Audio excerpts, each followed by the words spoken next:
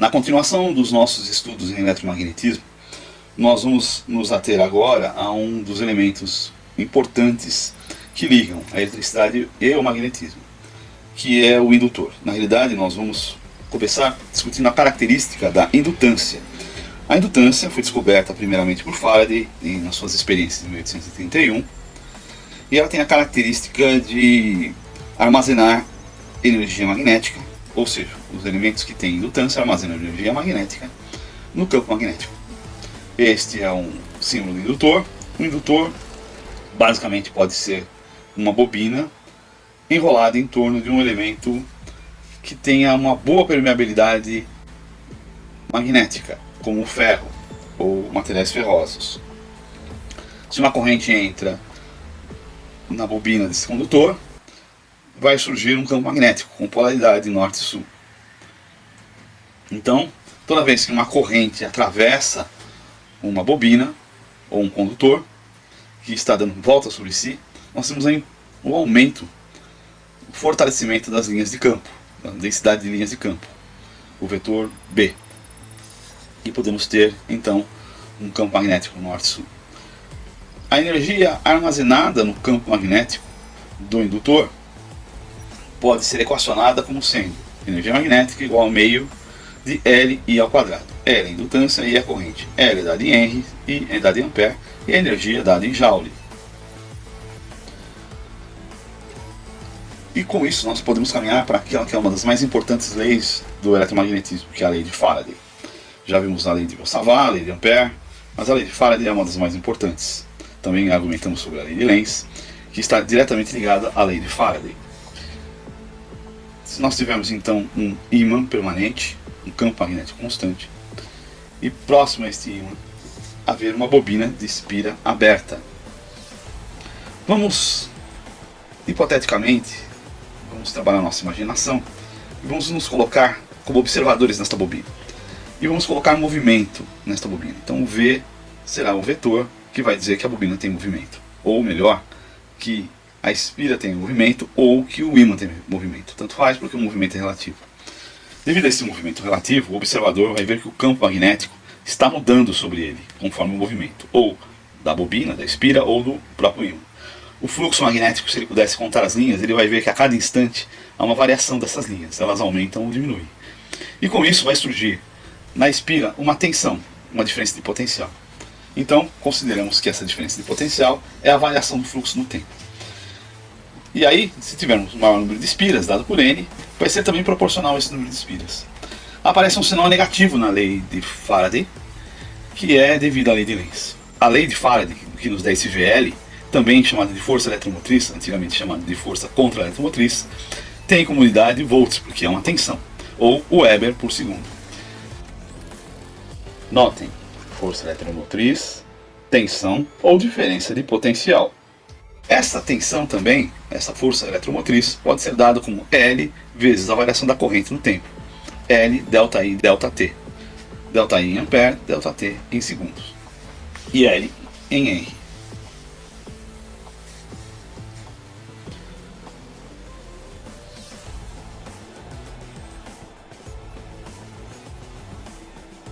Podemos agora, então, comentar sobre a associação de indutores, porque os indutores são componentes bipolares. Se nós colocarmos eles em série, a indutância total vai ser a soma de todas as indutâncias.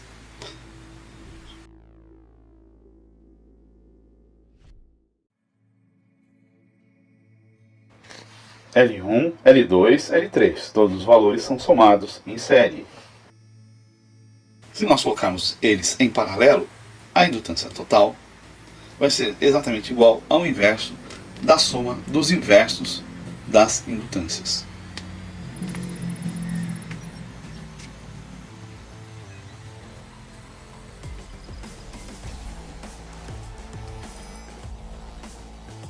E aqui podemos comparar com os outros elementos bipolares passivos, que é o capacitor e o resistor. Outra característica importantíssima é a histerese. Seja então que tenhamos um gráfico dado pela densidade de linhas de campo, Weber por metro quadrado ou Tesla, e intensidade magnética. o H, que é dado em ampere espira. Observe, nós estamos falando de magnetismo, só que a unidade do H, que é a intensidade magnética, é dada em ampere espira, ou seja, nós usamos muito como unidade de corrente, mas no caso aqui é uma unidade de campo magnético. Então isso é o que faz a ligação entre eletricidade e magnetismo. E se nós então impormos sobre um material que está envolto em uma bobina, uma corrente, essa corrente vai criar uma intensidade de campo magnético, e essa intensidade de campo magnético vai criar linhas de campo. E esta forma de intensidade e linhas de campo na relação não é linear, segue esse gráfico, parece uma folha. É o gráfico de histéresis, ou a curva normal de histéresis.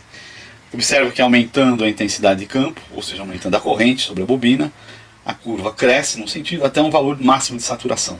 Não adianta mais aumentar a corrente, que o efeito não vai ser perceptível. E no momento em que retornamos diminuindo essa corrente, diminui-se as linhas de campo.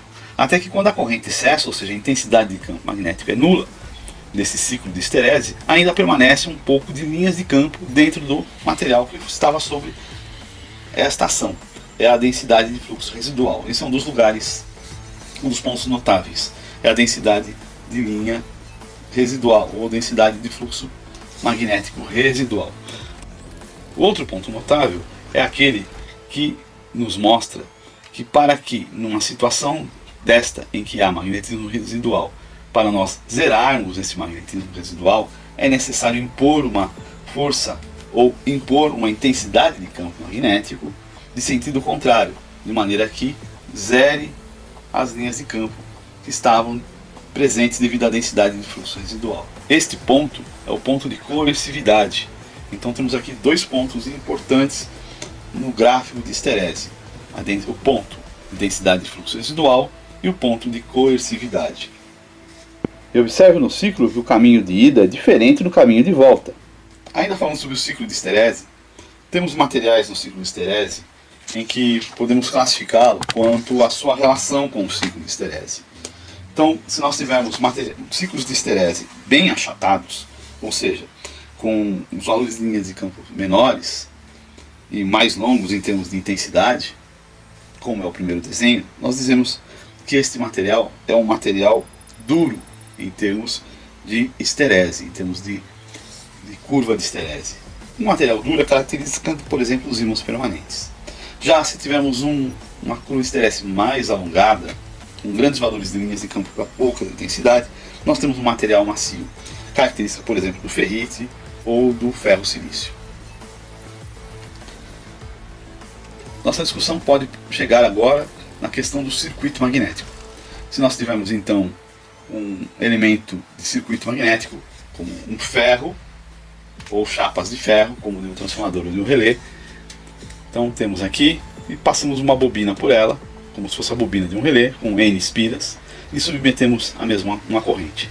Podemos até salientar que este ferro não é totalmente fechado em si, mas ele tem um gap, um entreferro.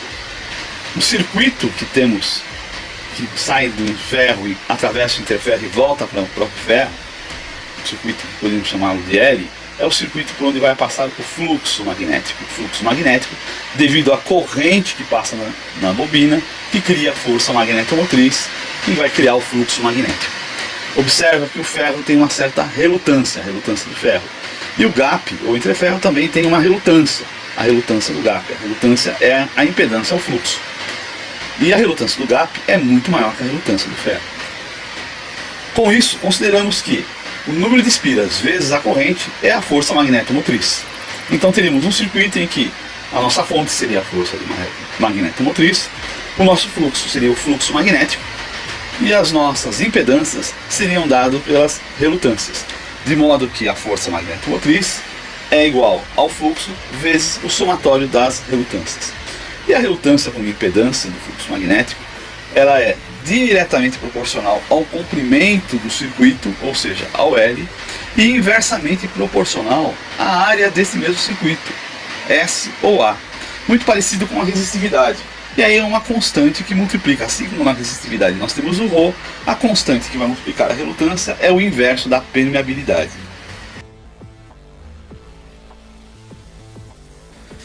Este curso é um curso de eletromagnetismo para eletrotécnica, um ensino médio.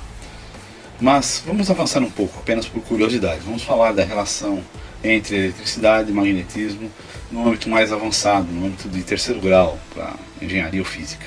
Então, na eletricidade nós temos que a tensão elétrica, a diferença de potencial, é uma integral entre o produto escalar, é uma integral do produto escalar do campo elétrico pelo infinitésimo de caminho, ou integral negativo da integral do início até o fim do campo E produto escalar dl. Isso é um produto vetorial, resulta no escalar, a dimensão desse escalar é tensão. O E é o vetor de intensidade de campo elétrico, o dl é o infinitésimo do percurso, também é um vetor.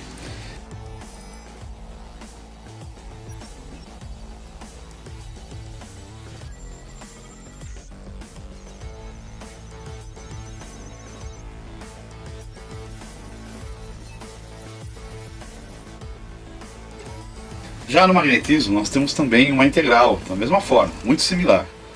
De um lado tem um vetor de intensidade e do outro tem também o infinitésimo de caminho. É um produto escalar que vai resultar no escalar. É a integral fechada sobre L de H, produto escalar de L.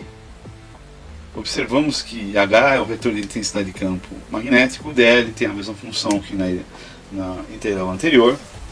E o resultado é um escalar, que é I, só que agora é dado em ampere-espira, que é a força magnetomotriz. De um lado, na eletricidade, a integral de E produto escalar dl dá a força eletromotriz como resultado.